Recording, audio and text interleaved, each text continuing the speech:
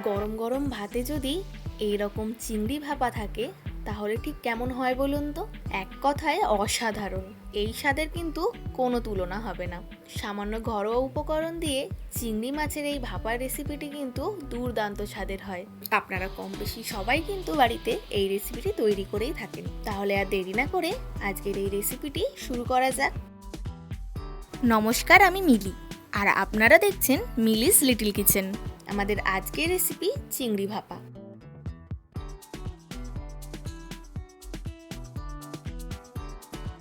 চিংড়ি মাছের ভাপা বানানোর জন্য প্রথমেই এখানে নিয়ে নেবেন 1 চামচ হলুদ সর্ষে, 1 চামচ কালো সর্ষে, 1 চামচ পোস্ত এবং 5 থেকে 6টা কাঁচা লঙ্কা।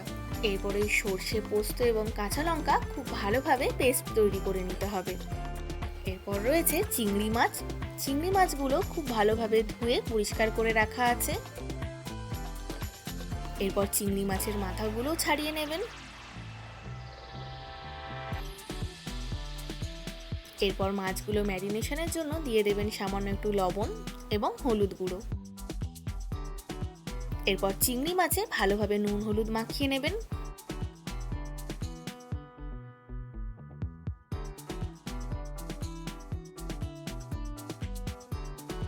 এদিকে দেখুন সর্ষে, পোস্ত এবং কাঁচা লঙ্কার পেস্টটাও কিন্তু তৈরি।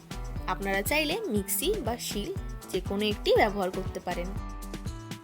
এরপর এখানে দিয়ে দেবেন 1 চামচ মতো টক দই, দিয়ে দেবেন স্বাদ অনুযায়ী লবণ আর সামান্য একটু শুকনো লঙ্কা গুঁড়ো, আর দিয়ে দেবেন বেশ খানিকটা সর্ষের তেল, মোটামুটি 2 থেকে 3 চামচ মতন।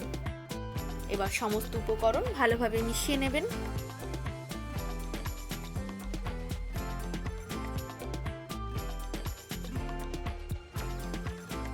খুব ভালোভাবে মশলাটা মিশিয়ে নেবেন। আমাদের চিংড়ি মাছের ভাপার মশলা কিন্তু তৈরি হয়ে গেছে। এবার এই মশলার মধ্যে দিয়ে দেবেন আগে থেকে নুন হলুদ মাখানো চিংড়ি মাছগুলো। চিংড়ি মাছগুলো ভালোভাবে মশলার সাথে মিশিয়ে নেবেন।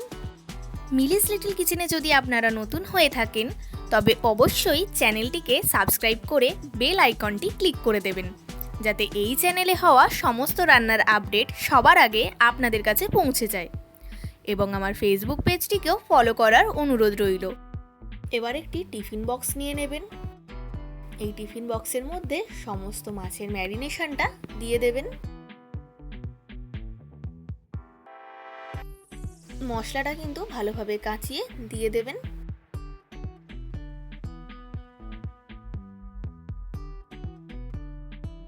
এরপর দিয়ে দেবেন 4 থেকে 5টা কাঁচা লঙ্কা। এই কাঁচা লঙ্কাগুলো ভাতের সাথে মেখে খেতে কিন্তু অসাধারণ লাগে।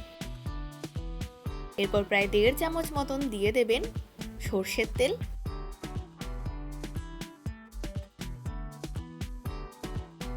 এরপর উপর থেকে টিফিন বক্সের ঢাকনাটা ভালোভাবে আটকে দেবেন। দেখুন আগে থেকেই কড়াইতে জল গরম করতে বসিয়ে দিয়েছিলাম। আপনারাও এই ম্যারিনেশনের মোটামুটি 10 মিনিট আগে থেকেই কিন্তু গরম জল করতে বসিয়ে দেবেন।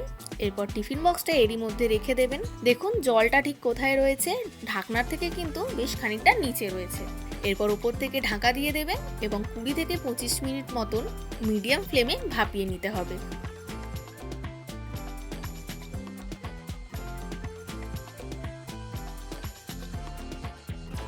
20 থেকে 25 মিনিট পর আপনাদের টিফিন বক্সটা খুলে আমি দেখাচ্ছি।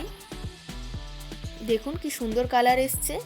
চিংড়ি মাছগুলো কিন্তু খুব ভালোভাবে কুক হয়ে গেছে। মশলাটাও দেখছেন কি অসাধারণ লাগছে। এই চিংড়ি মাছের ভাপা বানাতে কিন্তু খুব বেশি খাটনির প্রয়োজন নেই, একদমই সিম্পল একটি রেসিপি। ঘরোয়া উপকরণ দিয়েই কিন্তু এরকম অভিনব স্বাদের একটি রেসিপি আপনারাও বাড়িতে তৈরি করে নিতে পারেন। তাহলে একবার এই রেসিপিটি আমার মতন করে তৈরি করে দেখুন, আর যদি ভালো লাগে আমাকে কমেন্ট করে কিন্তু জানাবেন। আবার আপনাদের সাথে আমার দেখা হবে নেক্সট ভিডিওতে নতুন একটি রান্নার সঙ্গে।